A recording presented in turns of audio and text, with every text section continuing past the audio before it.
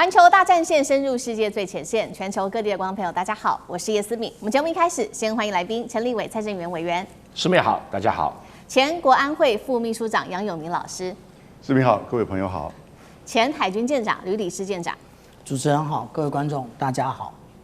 好，观众朋友，今天在中东局势，我们要赶快来聚焦。现在伊朗炸了荷姆兹海峡这边之外，现在会出动亮相的2款新武器。今天会带观众朋友特别来看到，包括了尼什飞弹，还有这一款是 AI 的水下无人机，全部都要上战场吗？接下来也会关心到是这个荷姆兹海峡的部分，美军现在希望组成一个7国联军一起去守护荷姆兹海峡，但是盟友现在都躲着不动作，等于是美军自己要孤军护航吗？川普还拿川习会来做威胁，中国、中俄是否也卷进了这一场战争的火药库？今天会一起来做关心。我们要赶快来看到最新消息，是这个伊朗革命卫队15日发动了新一轮54轮的真实承诺4的一个行动哦。首度就是动用到了尼什这一款中程弹道飞弹，打击的目标包括击中了以色列和特拉维夫多个城市。当然，现在以色列它的这些整体里面的死伤资讯是完全封锁住的，所以我们现在没有办法真正得知。但是确定的是有击中这几个地点。这一款尼什飞弹，因为是首度亮相，也稍微带观众朋友来了解它的小档案，包括它是固体的燃料飞弹，射程落在2000到2500公里，可以做随时的机动发射，准备时间相当的短。那么刚刚特别提到，就是击中了以色列的要害。再来看到第2款，同样也是首次亮相的，就是它的电动水下无人机了。这个是阿兹达尔，搭配 AI 作战，最关键的地方是它是做锂电池无声的，可以在水下潜伏最长时间达到4天。作战的范围超过了200公里，现在被解读会被美军视为是它在荷姆兹海峡的一个新噩梦。这2款武器应对到了来自于伊朗的威胁。来看到美国方面也有所动作了，派出了是从这个海军陆战队大约是2500名的士兵之外，还包括派出他的这个两栖攻击舰，这个是迪黎波里号前往中东地区。另一方面，现在呢，川普也拉拢他的盟友们，总共是6国的盟友，包括了中国、法国、日本、南韩、英国，要求他们派自己的军舰来护航荷姆兹海峡。而目前为止，只有日本一国是稍微有回应，说这个态度是审慎来做考虑，其他国家几乎是默不作声，或者是说不愿意加入啊。再来，川普威胁的对象还有北约国家。他说，如果北约你接下来不协助我们来保护荷姆兹海峡的通畅的话，将会非常糟糕。并且呢，他也说了，原定我要跟中国国家主席习近平见面的这个峰会，现在碰到这种状况是可能延后的。伊朗革命卫队则是发出了最新声明，美军有种就把你的军舰开过来吧。节目一开始，我们要来特别关注到伊朗的这2款武器，刚刚讲的尼什弹道飞弹，还有这个 AI 的水下无人机阿兹达尔，战力有多强？美军能守住这个荷姆兹海峡，那么避免成为海上噩梦吗？吕舰长怎么看？这个尼什跟以前它的弹道飞弹最大的差别也就是这么长的一个射程，可以远达2000到2500公里，但是呢，以前的通通都是液态的这个燃料，那现在这个是固态的。固态跟液态最大的差别，也就是固态只要它完成举升之后，它立刻可以发射。那液态的话，它要先加注燃料。那加注燃料其实是一个非常耗时的过程那而且呢，它这个燃料车在移动的过程当中，其实也是非常的危险。那如果我们来看这里面没有一款飞弹是尼什那也就是我们是做出比较说，我们可以看得出来说，以前的例如说距离比较短的，那它的这一个多半都是固态的。那液态的话呢，我们感觉起来它的射程比较远。可是呢，实际上来讲，它的缺点我刚刚已经提到了。那这一个距离，我们讲到说，其实它到以色列它要攻击以色列的话，其实它并不需要这么长的一个射程。那它为什么还要用这个2000到2500公里的射程？最主要的，也就是它要那个速度，也就是当我的这一个弹道飞弹呢，我的弹道的那个塑造越高的话，那其实它返回的速度越快。那也就是像我们刚刚拿的这一张啊，也就是当那个它直接打到这个以色列的时候，它的速度其实会让以色列现在所有的无论是爱国者萨德或者剑士2、剑士3，完全没有办法反击。而且它再配上我们讲到这一种也就是见证者136的这个无人机，其实这就进行一个饱和作战的话，那其实就是这种攻击模式，其实会造成这个战斗系统的饱和啊。那另外我们讲到说这个阿兹塔尔的这个电动水下无人机，那我们现在还不确定说它是真的是攻击，还是它只是现在拿出照片来做一下这一个进行认知作战，让大家觉得害怕。为什么我这么说呢？因为如果说我们来看一下它的这一个型别来讲的话，现在大家都拿 AI 来说事啊，对，大家都说 AI 怎么样，可是 AI 它需要学习，那它需要蒸馏，那它才知道这种攻击模式是什么。那如果我们来对比啊，说之前这个在泰国的货轮被打到的这个状况，因为它有比较清楚的照片，我们可以看到它的尾部的照片，它在水线之上，可见它不是被这一个水下无人机打到，因为如果是水下无人机命中的话，它的洞就在水下啊。那而且呢，那为什么会打到这个位置？其实如果我们仔细的看啊，这个流体力学来讲，它到达这一个车叶这个部分的时候，它会有一个上扬的部分，那是因为车叶的旋转造成的一个吸力啊，所以它会直接撞上这个。那它撞上车叶或者是舵轮的话，实际上来讲也瘫痪了它的可能性。那我们刚刚讲到说有关于这个阿兹塔尔，那当然我们对于伊朗啊，不能够太为小看它，因为其实它的大学或者是它的研究机构，而且凭借着它被这个经济封锁这么多年了，它还可以有现在的这种打法，平均一天发动3次的攻击啊。那如果这个的话，那它必须，如果我们讲说一个水下无人机，它要能够成功的攻击，除非是它在空中有这一个无人机的配合，不然的话，它就要有非常完整的，无论是在声学或者是有关于说这个船只通过的压力的特征，或者是我们讲到说这一个有关于这一种部分的除了压力还有磁性之外啊，我们来看这个是去年啊93阅兵的时候，解放军所展现它的一个囊夹式的一个水雷，那我们就可以看到它在这个头上面啊有非常多的这一个征收的装置。那我们如果说按照它的构型来做分类的话，我们就可以看到白色是一组，黄色是一组，红色是一组，也就符合我刚刚讲的有关于声纹或者磁性还有压力的部分。但是我们讲到说有关于这一个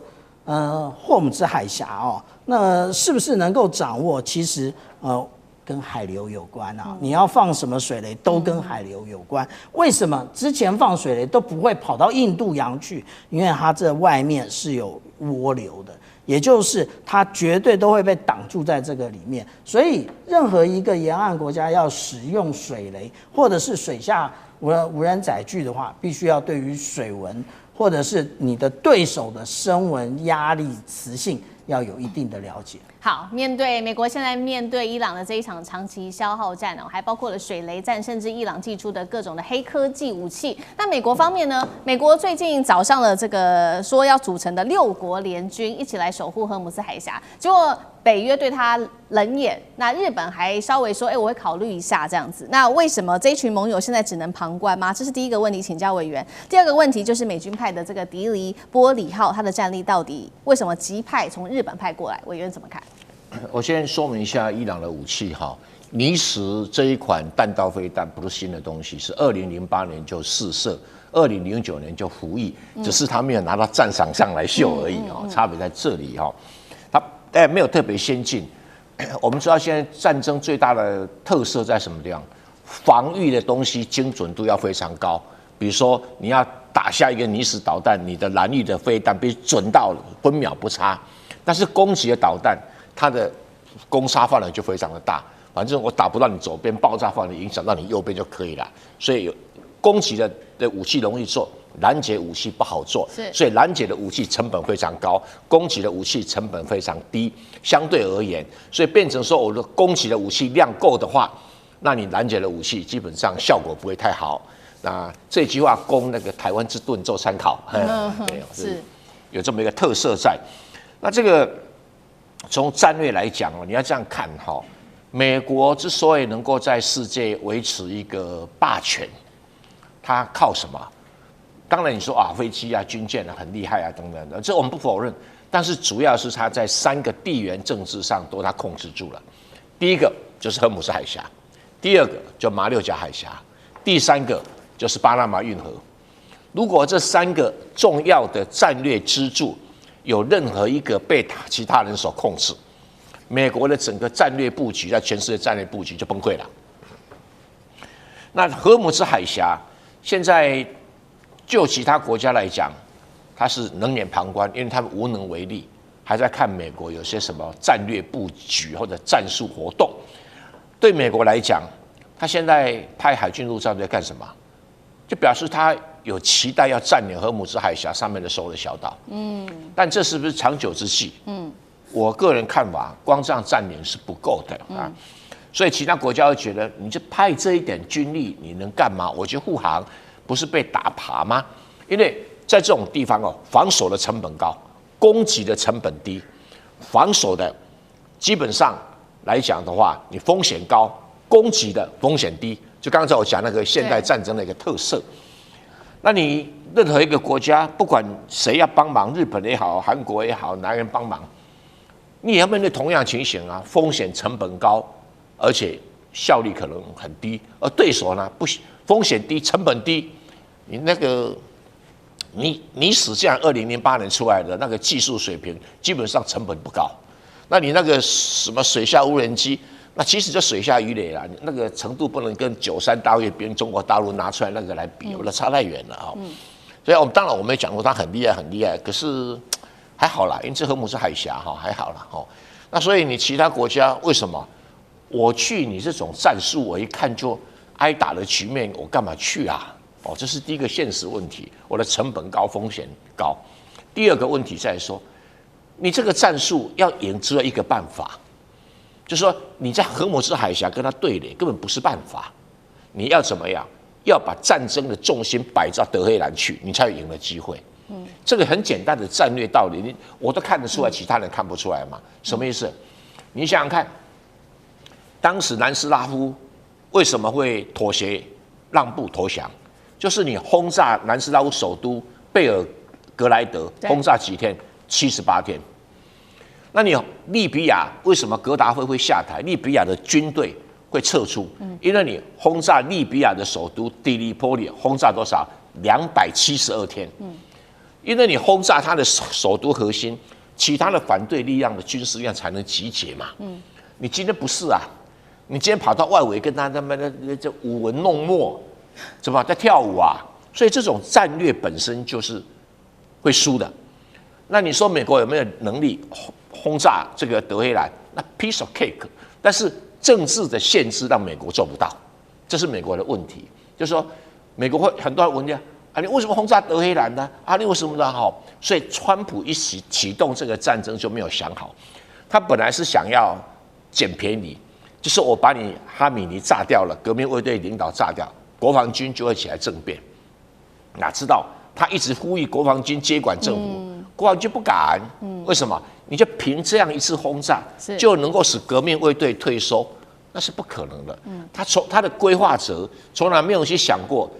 比那个利比亚的能力比德黑海还差他都轰炸272天那你贝尔格兰都还轰炸78天那你德黑兰这样怎么可能？所以要让伊朗从荷姆斯海峡撤退，必须要对整个伊朗进行空前未有的大轰炸。那如果你美国做不到这一点，那你政治上的限制，让你不能做。他其实不是军事能力绝对做得到，他只是现在政治上不可能让他做到。那做到的点就是说，让伊朗到达了什么？这个所谓斩杀线。伊朗的经济、财政，还有他革命卫队的实力，在什么样轰炸条件底下会掉到斩杀线以下？那你这个时候伊朗才可能从荷姆斯海峡退。所以你没有这个条件，只是要去荷姆斯海峡做一种防卫作战，那稳输的，那稳输我干嘛跟你赌呢？那如果你看他稳赢了，我跟你讲争先恐后啊。好，现在美国基于政治的原因，在没有办法直接轰炸德黑兰本身哦，那变成骑虎难下。现在伊朗看在眼里，则是持续的对美国挑衅，就说你有种就把你的军舰开过来吧，还说呢我背后还有中俄可以做帮忙。杨老师又怎么看？我们在过去的战争或者是安全议题上有一个法则，它叫做不对称法则。那也就我们通常讲的不对称战争。可这个不对称不是单纯的只是强弱之差哈。如果弱到你实在是根本不可能去做任何局势的影响，你基本上只是弱而已，而不会构成任何不对称能够去扳倒就是强弱之差，然后呢有胜出的机会。一定要有胜出的机会，你才会有不对称法则的这种就是运用。那但是另外一方面，它也可能是在强方，因为强方它拥有的这个就是条件呢，可能本身内部有它这个问题，所以它没有那么强，它看起来很强，但没有那么强。他怕的这个损失，他怕的代价，他怕的成本，会造成他自己本身行动的限制。所以它这里面会出现不对称法则。现在在伊朗跟美国的战争当中啊，就有不对称法则。第一个在地缘上。那刚才蔡委员讲了，这个高山的，你要去打地面战争其实有它的困难。那同时，它又是中东地区的一个大国，人口将近1亿，然后60%的人是波斯人。那第二个不对称，它是军事上的不对称。美国不是很强吗？在这里，但是美国能够把所有的武器都搬到这里来吗？那最重要是。弹道飞弹跟无人机的确到目前为止，美国以色列也招架得很辛苦。这里面还有一个最重要第3个不对称，那就是能源。能源不只是荷姆兹海峡的这个关闭能源更是就是伊朗跟海湾地区国家的这些炼油跟输出的设施。所以你看，川普打了半天打哈尔科岛，他不敢去打那个炼油设施，为什么？你打他，他打你，他打。沙烏地阿拉伯巴林的这些炼油设施，那荷姆兹海峡也不重要，因为没有油可以运出去了。所以，如果你一旦进行了大规模的这个地面部队或者是轰炸行为，可能这个炼油在这种不对称的情况之下，就变成一个代价，而这个代价可能大概不是美国或者是世界愿意付的。是，好，谢谢杨老师。那我们休息一下，马上回来。地缘政治，美中之争。战略价值，强权崛起，小国生存。现在与未来洞悉事件走向，掌握世界脉动，全球观点尽在环球大战线。这场战争现在中国真的出手了吗？我们今天要来看到的是伊朗他自己说的底气来自于哪里呢？就是来自于中国大陆跟俄罗斯的军事合作了。等一下一起来关心俄罗斯跟中国大陆各提供了哪一些武器。现在根据了解，初步有包括了苏35、北斗等等掀起全面反攻。今天会一起来做关心。好，川普一直在说呢，这个伊朗已经彻底被我们击败了，但是怎么样大家看都觉得到现在啊，伊朗都没有任何投降跟停战的可能性。主要伊朗的底气来自于哪里呢？其实许多的专家都在分析说，就是来自于中国大陆跟这个俄罗斯给予他的底气。伊朗外长自己这样说的，他说俄罗斯跟中国是伊朗的战略的伙伴。那么德黑兰现在目前呢正在接受2个国家提供给我们的军事的合作。那这当中我们特别来关心到中国提供了哪一些，那么俄罗斯又提供了哪些呢？中国大陆的部分提供的就是北斗卫星，给予它更高的一个精度跟稳定度来做打击，让这个飞弹的攻击可以更致命。再来看到是俄罗斯根据乌克兰媒体的说法，长久以来秘密提供伊朗它的战机，这当中包括今天看到2款像是雅克130教练机，另外还会再交付的就是它的苏35战斗机了，将会大幅的提升伊朗它的空军战力。所以节目一开始要特别请教吕舰长，中俄未来还可能提供哪一些武器？那么也来分析一下，包括了北斗跟苏35对于伊朗战力有多大的提升？我们现在所看到的，例如说见证者136，或者是刚刚讲到的尼什飞弹，为什么这么样的精准？其实就是来自于它的定位系统。那它的定位系统呢？那当然它用的不会是 GPS， 因为美国它会适时的在交战区把这一个一般民用的 GPS 的这一个码，它的误差变得更大。那美军自己使用军码，那它的这个误差度大概也就是甚至在30公分到50公分这么短的一个距离啊。那但是如果说我们来看看，如果是换成北斗嘞，我们现在可以看到在各位观众左手边的这个是 GPS 的星座，那在右手边的这是北斗的星座，我们一眼就可以看得出来，其实北斗它的数量是比 GPS 来得多的，而且它的轨道有非常多的多样性。也就是如果我们来看GPS 的话，它都是在中轨道。那这中轨道呢，一般来讲，也就是我们讲到说，在这一个20200的这一个轨道上，这是 GPS 的轨道。那但是呢，同样的北斗也有这个轨道，中轨道。那北斗用的是21500公里的轨道，其实是有一点差别的。但是它还有另外2种轨道，其实这2种轨道其实也就是我们一般所谈到的，也就是同步轨道。同步轨道呢，其实一般来讲，只要有3颗星、3颗卫星，就可以完全的包覆整个地球。那它为什么需要这样做？因为这样做它可以提供的精度以及它的覆盖率更为全面。那我们刚刚讲到有关于 GPS， 它一共在轨的大部分是30颗星，可是一般来讲，它可以提供讯号的约略在24颗左右。那以北斗来讲，北斗其实就是完整我们刚刚讲的35颗星，而且呢，其实北斗当初它的设计，它大部分的改变了，就是说它的频率使用部分，它尽量避免了跟这个黄色的 GPS 相同。那我们看到北斗是粉红色的部分，我们看到北斗的粉红色的部分几乎都没有跟 GPS 重叠，为什么？因为可能 GPS 也具有干扰的功能啊，那这也是我们讲到的部分啊。那另外，其实北斗还有一个非常重要的功能，也就是它可以作为一种差分式的定位，也就是它有个固定式的一个标杆可以进行定位。其实 GPS 也有，但是 GPS 呢，它的这一个数量比较少。那对于北斗来讲，它全球覆盖有100多个这种标杆。如果说有标杆的话呢，它的这一个误差可以小到只有10公分。那我们来看我们常常讲中国大陆，无论是百度或者是高德地图那其实它的这种都是使用北斗的讯号，那我们就可以看得很清楚例如说，以这个讯号而言，它其实还搭配了这一个也就是互联网的部分，所以我们可以看得到说，如果使用高德地图在中国大陆的话，它可以帮你倒数你的红灯还有几秒钟，倒数3秒的时候，它也会告诉你准备启动。那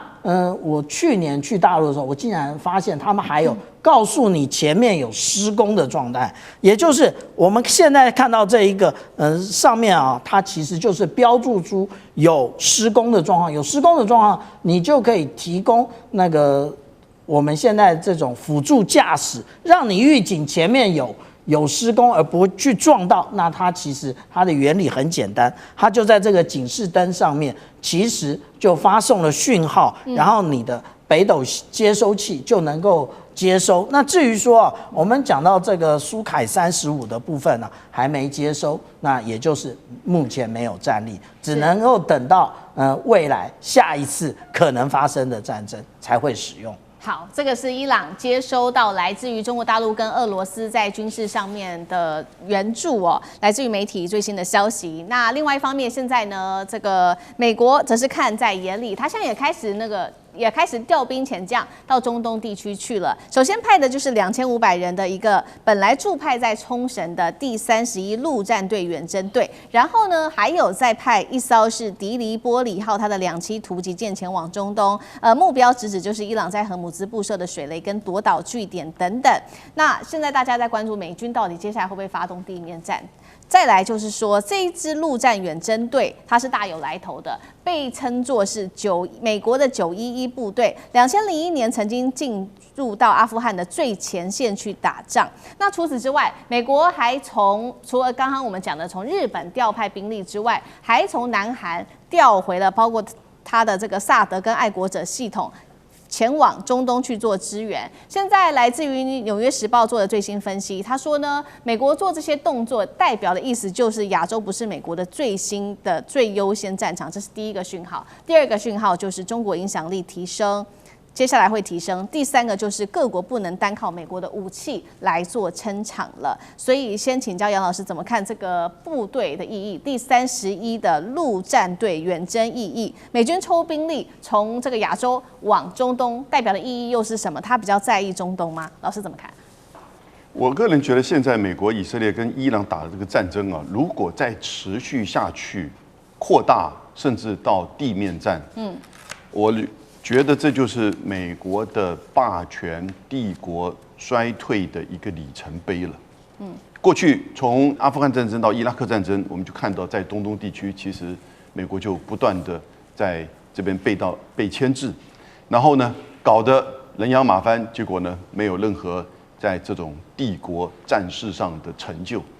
那相反的，它反而是展现了比较单边的帝国主义式的这种入侵。这一次呢，其实从就是国际秩序而言，它的攻击，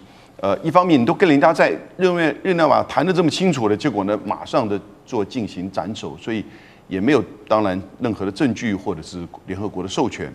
所以我是觉得在它的军事以外，我们先讲哈，美国的领导在这一次显现的太骄傲了，而且太自以为是，这就是霸权一个最严重的。第二个，他的国内是太分裂了，他的国会的投票完全按照政党的这种对立来投票啊。那我们知道，启动选举之后，这个可能会变。第三个呢，就是他的盟邦啊，现在完全都不跟他一起了。澳洲已经第一时间跳出来说不会派军舰到荷姆兹海峡。那接下来这军事呢？你的战略目标不明，然后你的战术又被动，你现在派任何的部队，其实你再经过轰炸或者是地面的战争，以伊朗这种9100万的人口高原的地形，然后它可以破坏整个区域的这种石油设施，其实它就跟你基本上玩这种所谓的就是这种所谓的这种零和游戏，那美国自己本身大概玩不下去，所以他到一定的时间，他做这个停损点的时候呢，等你真的如果搞下去，你再做停损点，其实到后来损伤最大的是自己，还不如干脆在这个3月底以前哦，赶快就是自己宣布胜利，停火停战，然后你去看伊朗怎么办，他会继续打个3天5天，他也大概会停下来，那就进入到冷和的这种状态，这是以前伊朗跟美国的、跟以色列的这种情况，那这样子至少双方都有机会去喘息，然后不会把事情恶化。美国不会在这个问题当中把自己的霸权的地位给赔进去，荷姆兹海峡慢慢的也可以恢复。是好，那另外一方面呢，其实我们也来看，那针对于未来有没有这个专家做了一个预言，就是美国的霸权是不是会在这一次的战事上面崩解？那预言这一次的其实就是加拿大这个华裔学者，他叫做江学勤，他有这个江先知的称号，尤其是在2024年的时候公开讲座，精准的预言了几件事情。首先，他预言说川普会在当选美国总统，副手会是范斯。他也预测了是说2025到2026，川普将会对伊朗开战，结果全部兑现之后。又有第三个预言，所以大家备受关注，就是因为他说了，美国会输掉这场战争，石油美元体系崩塌，美国霸权会永久动摇，全球秩序会因此重塑。委员怎么看？这些所有的预测当然是很有趣了哈，不过江学勤先生哈，他是那个耶鲁大学还是牛津大学部毕业的，然后在北京大学的附属中学里面教书啊，他教的课就很有趣，他教历史的啊。他本来是学英文，后来教历史啊。那教历史啊，他很喜欢用历史来揣测未来。然后他的框架是谁呢？用谁的框架呢？他的框架不是他自己发明的，他的框架是波士顿大学教授，一个在美国非常有名的叫 Isaac Asimov 啊。他其实是一个科学家，他不是历史学家，但他写了很多这种历史寓言小说，蛮有趣的，我看过几本，蛮有趣的哈。那他在这个江学勤在2024年5月29日的 YouTube 上面哈，发表了这个说他预测这个川普会当选美国总统，副手叫 JD Vance， 这个时间点应该不叫预测啦。哦，这个时间点，因为在3月份，川普已经被提名美国总统了，可是民主党的人还没出来，民主党还在到底是要拜登呢，还是要谁啊？还在弄啊。民主党到了8月才出来哈，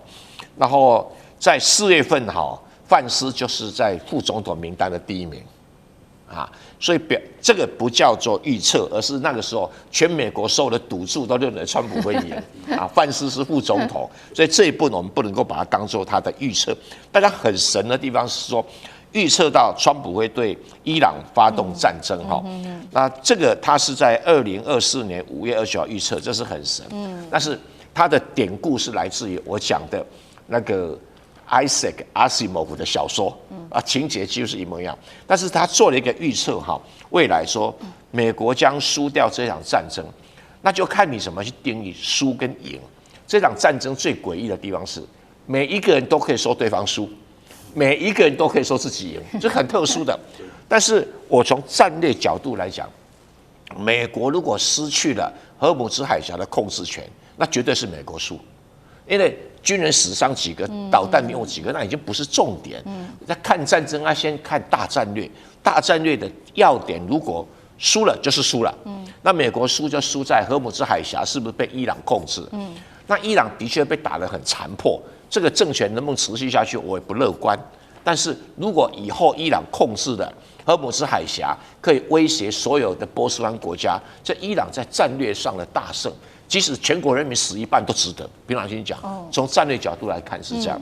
那荷姆兹海峡当然跟以色列没有关系，但是如果让伊朗控制了荷姆兹海峡，伊朗以后可以发展更多的军力，你以色列就会更麻烦，所以以色列会输。所以输赢我的标准是，当然别人不一定，我的标准就是荷姆兹海峡的控制权到底在你美国手上，还是未来会跑到伊朗手上，这个是判断的标准。那美元体系不会瓦解啦，你只要看看这一场打了以后，石油价格暴涨，美元也跟着大涨啊。反而大家是抛黄金、抛股票，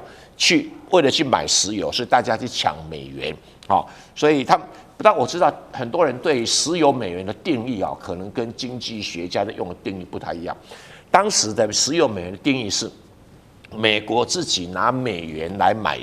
石油，那当时是美国是石油最大进口国嘛，是用美元来买石油，所以阿拉伯国家、产油国家手上很多的美元，那美国就答应他们说，我让你们随时可以在美国投资任何东西，所以美国的资本市场对阿拉伯国家全面开放，是，所以阿拉伯国家拿到美元，他就没有这个担忧，但是俄乌战争就造成一个结果，原来美元还可以被冻结的，还可以被没收的，所以从那个时候开始去美元化，很多国家开始买黄金。可是美元一直处于弱势，一直落到了这一场战争开始。你要发现，要买石油，美国不用买，我们买石油还是只能用美元，因为其他国家的资本市场都有一定的限制。比如中国大陆很大，那人民币为什么行不通？只能很局限的使用，是因为中国大陆资本市场没有开放。然后日本的资本市场相对美国资本市场又太小，是。那欧洲就更不用讲了，那个欧元是蛮残破的特别是俄乌战争一打，所以全世界现在可以通行来买石油还是美元，所以美元现在已经涨破了指数100，它是3年来第一次所以我不认为这个所谓石油美元体系瓦解因为我不晓得他所谓的瓦解的定义是什么，这个可能会含含糊糊解释了但是美国霸权永远崩溃，永久崩溃霸权永久崩溃的焦点就是我讲了，它必须3大战略控制点失掉至少一个，荷姆斯海峡、马六甲海峡跟巴拿马运河。那如果未来3个还在它控制底下，那你说霸权会结束，可能还早。好，谢谢委员。那我们休息一下，马上回来。地缘政治、美中之争、战略价值、强权崛起、小国生存。现在与未来洞悉事件走向，掌握世界脉动，全球观点尽在环球大战线。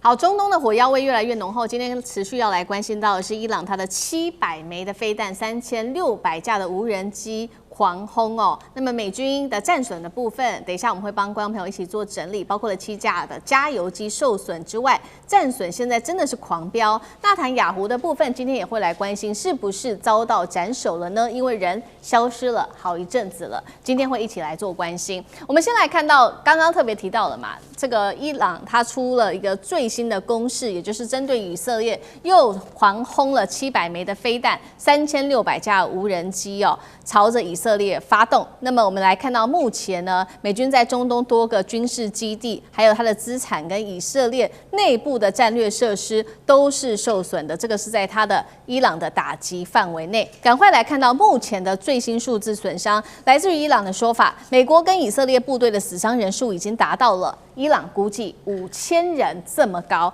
但是我们来看到美国国防部最新给的数字是13名的美军士兵阵亡，140名的士兵受伤，当中8个人是伤势最为严重的，这个是在这个军人的损伤。那么我们来看到军事武器上面也有哪些的损伤呢？主要的都是这些美军的核心的战略装备，现在开始出现了重大的损失。首先我们要来看到的是一架的 KC-135空中加油机在伊拉克的西部坠毁，机上6人全部丧生。另外一个就是在沙烏地阿拉伯的空军基地了，5架的美军空中加油机一样是遭到攻击之后受损。以色列呢，以色列方面也撑不住了，原因就是因为真主党对以色列狂轰，总共是200枚的火箭、20架的无人机。那么伊朗革命卫队甚至说，以色列总理纳坦雅胡还活着，维持继续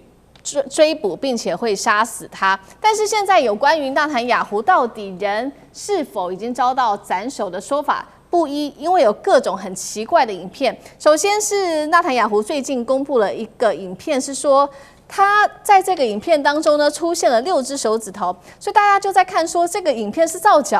假的吧？是否是 AI 做成的？再来，今天又有一个最新的影片，是纳坦雅胡他人在一间咖啡厅前面手握着一个咖啡杯，但是呢，他的这个指头上面第4根手指头还有一个戒指，但是在这个画面上拍摄的时候，这个戒指的高度一直不断的移动，所以呢，网友就说这个也是 AI 所制作成的影片吧？还有咖啡厅的时间。现在看起来也都跟不上，对不上，到底是怎么一回事？好，所以节目一开始，我们先请教委员有关于死伤的。伊朗说美军死伤5000人，美方只承认13死140伤，数字怎么会有这么大的落差？再来就是美军的空军的加油机近期频频的受挫，代表伊朗找出美军的最弱点了吗？委员怎么看？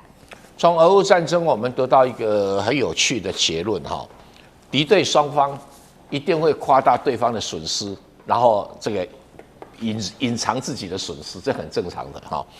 那伊朗革命卫队说，美国、以色列的部队死伤人数有5000人，如果包括以色列部队，不晓得，因为以色列也没有提到他哪些部队被攻击到，因为他并没有这个真正的部队进入伊朗，那有损伤应该是在黎巴嫩的这些地面跟部队吧。那美国呢？美国的死伤人数应该不会太多，原因是什么？他找到空城计，大概测的差不多了。只有那2个在几个6、7个在伊拉克的傻蛋，听到说，哎呀，无人机来了，嗡嗡嗡那么大响，他还觉得没什么、就被炸了，是比较特殊的案例哈。那美国有没有死亡那么少？可能也不会那么少哦。但是你现在根本无法去查证。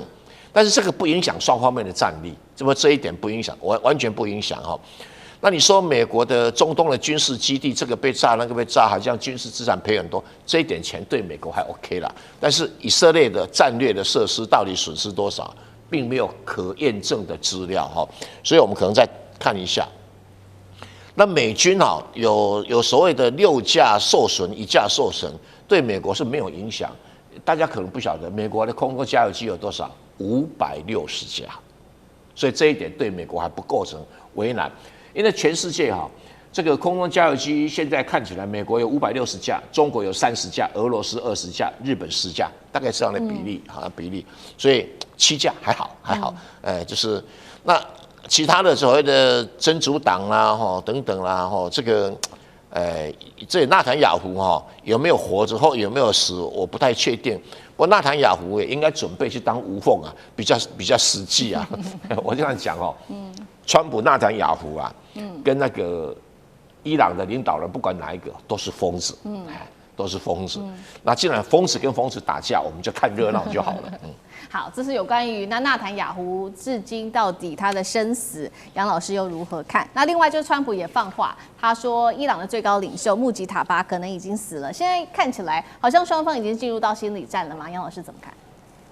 为了战争的时候，这种心理战或者是宣传战，这也是战争的一个重要的环节嘛，影响士气啊，影响国际上的支持啊、判断啊，最重要，它也影响股市跟投资嘛。因为这个战争它又牵扯到的是石油跟经济。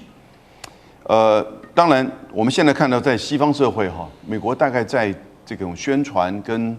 我们讲 propaganda 或者是 narrative 一个是比较听起来负面一点，另外一个是一种论述的建构。美国似乎已经不是完全主导了，也就是说，他自己对于战争的这种叙事大概他的盟邦国家已经不太买单了。他自己内部其实也是分裂的，不太买川普的这个说法。因此，就有《纽约时报》这一篇文章，它的标题就叫“这个战争是一个人的战争，不是川普的战争。”是以色列总理内塔尼亚胡的战争。内塔尼亚胡10月7号要进行选举，在战争发生之前2月份的时候，连续的民调其实对他的这个政党维持的就是多数并不利。那因此你就看到2024年的时候，连续2次他想要引拜登政府进来帮以色列去打伊朗，他没有成功。那个一次是在叙利亚打伊朗大使馆，另外一次是在德黑兰暗杀哈马斯的领袖。可是你看，去年到现在，他2次成功的引导川普介入跟伊朗的战争，而且等于是直接攻打。去年还好，只是打所谓的核子武器，打完这就停下来，好像还言之有物。那但是呢，今年其实这种斩首到现在，他已经不知道他的战略目标是什么。因此，我们现在看到。双方都对这个领袖在做一种所谓生死的这种猜测，这也可能在战争当中的的确确是有受伤。那个影片呢，我也看了一些报道，的的确确有一些很应该被质疑的真的是前后不太符合。而且影片他那个6根手指头很明显，所以他后来在数手指头是告诉你，我手指头很清楚啊，可是呢，他那个戒指又不断的变动。不过那个可能是拍摄角度有各种的说法，所以你就看现在已经变成宣传战、心理战了。变成就是在主导这个至少社群网站上面的一个讨论的话题。可是它会不会影响到真正地面跟这个空中的轰炸呢？那我觉得其实它的影响是有限。最后还是会回到这个战争要怎么去进行。好，那舰长又如何看这一次这个伊朗它的攻势呢？因为我们刚刚说了嘛，它打到美军基地，打到了驻外使馆，打到以色列各个城市等等。如果我们来看纳坦雅胡的在咖啡厅的那张照片的话，我们就会发现一件事情，那也就是它是后面有一个看板是用希伯来文写的，因为我们大家对于希伯来文都不太了解，可是就有网友把所有希伯来文的字母排在旁边，发现那些字不是希伯来文。那也就是说，除了我们刚刚讲的戒指有位置有问题之外，那另外一个也就是希伯来文的部分啊。那另外我们讲到说，其实现在已经开始不断外溢啊。我们现在看到这张照片，其实是美国驻伊拉克的大使馆那被无人机攻击的照片啊。那但是我们赫然发现啊，原来美国驻伊拉克大使馆的顶楼上面是有雷达的，这个是 Saab 公司的 Giraffe X1 的这个雷达，也就是这种小型的雷达，它150公斤，那它在4公里之内的所有的小型目标，它都可以侦测到。所以美国早就已经预警说，未来在中东它要遇到的问题未必只是弹道飞弹而已。可能他要遇到的是更多的这个无人机。那现在是不是已经变成一种不对称的战争呢？是啊，为什么我们这么说？我们看到美国的中央司令部它不断的公布，例如说像这一种可以发射鱼雷或者是飞弹的小艇，还有水雷的这种小艇，那它都使用各种的飞弹进行攻击。可是你觉得它的价格是对称的吗？是不对称的。那也就是如此，然后而且呢，它这一种小艇到底有多少艘嘞？那当然啦，我们来看，如果在战前的话，那其实这个也就是一眼看不完啦。那一眼看不完的时候，但是如果我们最近跟着伊朗的视角来看的话，它其实这同样的这种小艇，它也已经有一部分放在它的一个地下掩体里面。而且我们看到这个圆圆的，这个是什么？这个就是水雷啊。那但是我们没有看到我们之前讲到那种 AI 的电动水雷啊。那个我们接下来讲说啊，为什么这一场战争其实也等于就是俄乌战争的一个遗绪，也就是当时不注重俄乌战争战场的一个形态的改变的国家，现在就在吃大亏，那个就是美国。他一直认为这种精准武器很好用，但是精准武器实际上来讲非常昂贵。那现在为什么他在中东打得那么准？是因为他也没办法反击。我们看一下啊，有关于这一个沙烏地阿拉伯他们对于现在这场战争的看法是什么？是美国把所有的飞弹通通集中在以色列。为什么集中在以色列？其实真正的问题就在于飞弹是有限的。那可是对于这一种无人机，就是我们刚刚讲到的见证者136，或者是刚刚的那种布雷的，或者是我那种布雷的小艇，它也可以变成一种无人的水面艇，然后直接去撞击，其实那个造成的破坏更大。所以我们讲说，现在的战争如果用以前的装备的话，其实可能就要吃大亏了。好，谢谢县长。那我们休息一下，马上回来。地缘政治、美中之争、战略价值、强权崛起、小国生存，现在与未来洞悉事件走向，掌握世界脉动，全球观点尽在环球大战线。好，我们现在要来特别关心到是这一场战事，现在在白宫内部出现了不同的声音，尤其我们先来看到副总统范斯被曝他是不愿意卷入这一场长期的战争当中的，所以呢，可以很明显的看出来，他跟川普的立场是完全不一样的。但是此刻呢，有一个人认为说，美国你应该要赶快宣布胜利，在这个时候找个借口，赶快下车吧。他主张的就是要降低冲突的高官，就是美国的 AI 沙皇萨克斯了。好，除了萨克斯这一次公开来成为这个美国内部高官第一个出来呼吁赶快结束战争的之外，我们要来看到 CNN 也说了，他们认为在这一场战争当中，川普是很难宣告胜利的，原因有非常多。我们先来看到其中几个。他说，荷姆兹海峡的危机一直在发酵，你美军到现在还是没有任何解决的方法，而且你没有明确的战略目标，伊朗的政权也没有崩溃啊，而且核问题到现在还是持续的，伊朗国内也没有掀起所谓的革命或者是内乱，国民的民族意识反而变得更团结。再来就是美国跟以色列了，现在明显的两个人的战略目标已经不一样了。美国再来就是国内的政治压力不断的升高，尤其美国民众现在也都是反战的，因为他们认为通膨跟伤亡对美国非常的不利。赶快来看到英国智库怎么说。他说，美国目前的战略正在重蹈覆辙当年1990到1991年第一次波湾战争之后的伊拉克路线，即使在军事上面是落败的，经济也受挫，但是原本的政权到现在经过重组，仍然他们是可以继续稳坐统治地位的，并不会受到影响。金融时报是这样说的：美军在伊朗的冲突当中，短短时间内消耗掉了数年份的关键军事库存，美国的海军未来几年都会感受到这一次消耗带来的后遗症，尤其是战斧巡弋飞弹是目前为止消耗最严重的一款武器。以色列的方面也亮起了红灯，拦截飞弹库存已经降到了极低的水准，美国跟以色列都可能面临的是弹药的压力。来自于前 CIA 资深分析师，他就做了一个很严重的示警，他说如果战争再持续，对以色列不利，以色列可能会动用它的核武器。等一下，我们也要请来宾特别帮我们关注以色列会不会最终真的动了核武器。节目一开始，先请教杨老师怎么看了这个美国的 AI 白宫沙皇，他提出来对于川普的这个退场机制，川普现在目前的胜算是不是一直在降低当中？杨老师怎么看？你知道从战争到现在媒体的报道在白宫里面有3股力量，一个就是这个 AI 沙皇萨克斯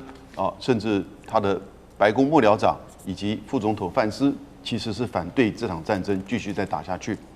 另外一个呢是几个参议员，然后呢还有一些这个播客其实是强力支持这个战争继续打下去。还有一个就是 MAGA 的这个代表，那比较模糊。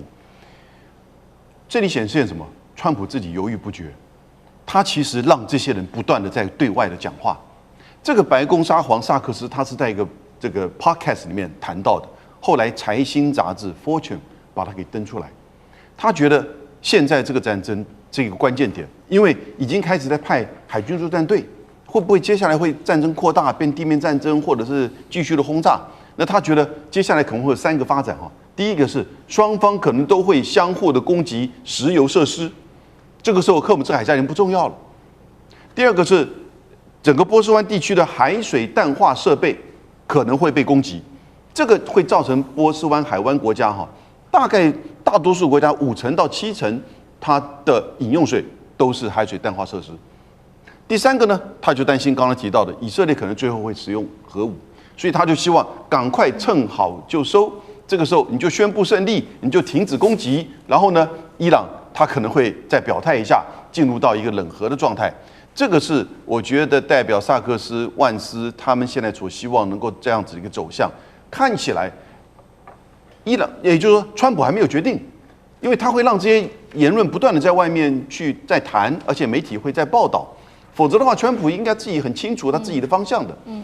然后呢，他也没有去制止这些言论的这种竞争、相互的这个表态，所以显现出这个战争其实一直还是不断的在随着一些因素在变化。那我是觉得也的的确确，他这些变化可能自己本身要了解到，它的变化不是你自己掌控，因为可能伊朗也会反应，伊朗也会回击，或者一些特殊的事件，一个飞弹万一这个掉落的打得不准，打到了和这个比如说能源设施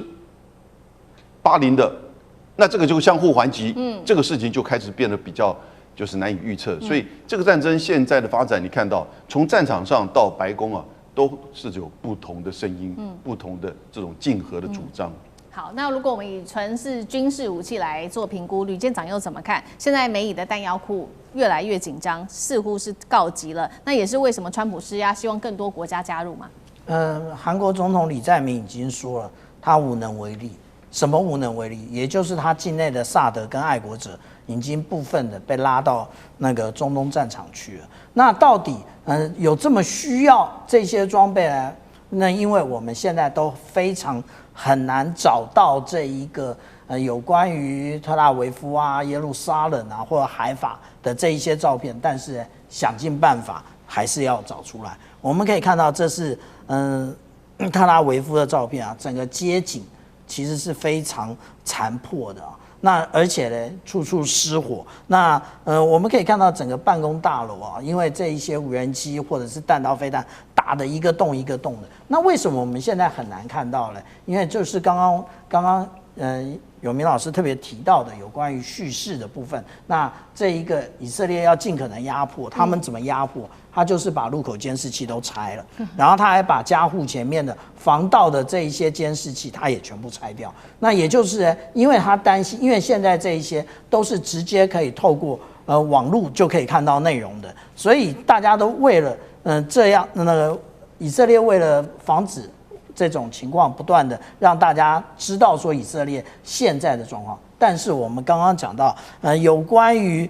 国内的冲突的话，以色列现在各大城市都有抗议啊。那而且以色列的无论是他的警察或者他的政报部队，都向这些人民投掷这种闪光弹啊。那到底这些弹药缺到什么地步？我们看另外一种做法，也就是这个沙烏地阿拉伯，它对于石油的部分，它出不了这一个霍姆兹海峡，可是它其实有东西油管，它可以从红海这边出来。那它可以从红海出来，当然阿联酋也是如此。那现在这也就是红海变成重中之重了。如何证明？我们来看一下啊，最新的这一个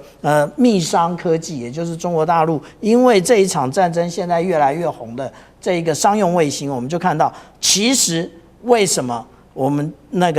福特号它一直都在红海的北端？因为它就是在护航这个我们刚刚讲到的这一个北方的出口的这个港口。那另外呢，我们就看到说有关于这一个他们派了迪利波里号去，迪利波里号呢要去还有一段时间。为什么这么说？如果从现在最新的位置来看，它还在南海啊。从南海它跨过马六甲，它到印度洋，最少还有1个礼拜以上的时间。那所以这个是川普他其实这也是一种威慑，也就是我准备动用地面部队，可是未必真的会动用地面部队。但是我们从这种种的来看的话，其实美国的战局远远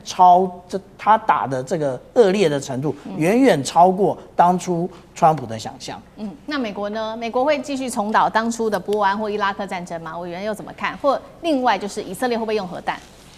战争有它自己的动力。有时候战争一启动，就不是你当事人那么轻松可以做决定的，因为它是一种战略博弈，双方你出招我出招，然后你出招未必我预料到，我出招也未必你预料得到，所以在这种战略博弈里面有高度的不确定性。这种不确定性不是你 AI 撒谎讲什么，你 BI 撒谎讲什么，最后都是一粒的 BI 啦。好，这是我们必须要面对的现实。就你现在美国想撤，你怎么撤？简单讲。你现在撤就是等于把荷姆斯海峡交给他伊朗去控制嘛，所以你美国整个战略几十年来的战略全部崩盘嘛。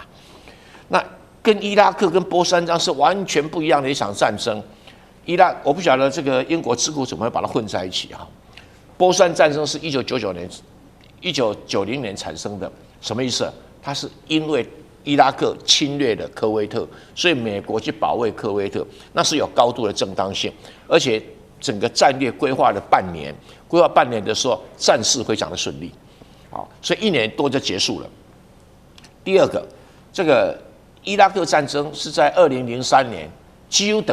打了8年。为什么？他推翻海珊，问题是海珊推翻了以后，各种奇奇怪怪武力全跑出来了，包括伊斯兰国通通跑出来了。所以这一场战争对美国来讲伤很大，而且他最早的是拿个洗衣粉，整天被嘲笑啊。但是你也不能说他没赢，至少那个战略目标推翻海珊，至少他这个可以交代了。但这一场美国打伊朗，我就讲过，一开始要推翻伊朗的神权政治，然后希望国防军可以来政变，但国防军不敢政变，或者你们联络国防军失败就跟那个普丁一开始攻打基辅一样的情形，但普丁能够赶快做战略转移，那结果川普没有战略转移的方案，因为他这个战略水平美国的战略水平白宫远输给克里姆林宫，从这边可以看出来了所以这个以色列会不会动用核选战？就最早提这个概念是郭正亮了。他说，如果伊朗打这个以色列的海水淡化厂，以色列可能会动用核弹。那我不晓得以色列有没有核弹，我不是很确定。但是如果有的话，以色列纳坦雅胡这种疯狂的状况。